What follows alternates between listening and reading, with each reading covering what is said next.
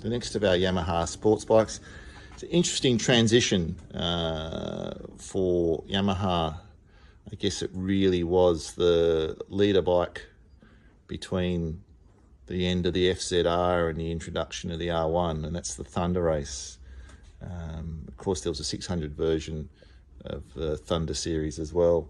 But in terms of slogans, here we're calling ourselves Aero Supersport. It's distinct from Pure Sport or Genesis, and I'm not going to sing again. So YZF1000, the Thunderace, sort of somewhere between sports bike and sports touring bike. I guess this is actually a 99 version, so at this stage the R1 had been in existence for a year.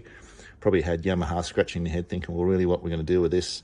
But they still ran through till 2004, probably a bit later, I think.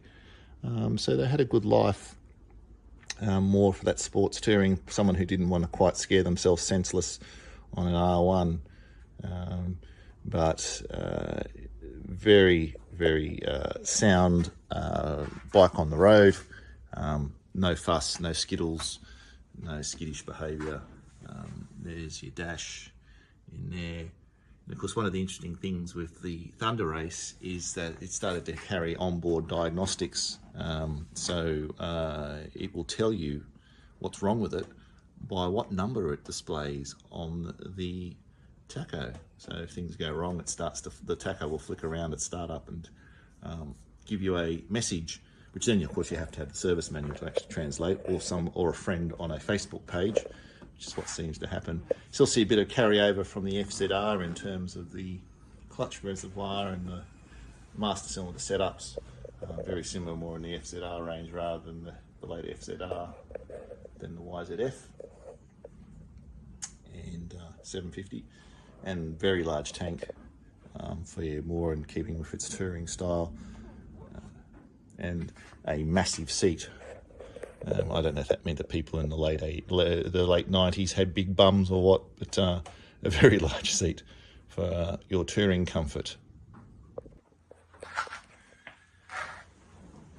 Here we have the front of the Thunderace, giving you that sort of sense of the size of the bike, as distinct from the YZF1000.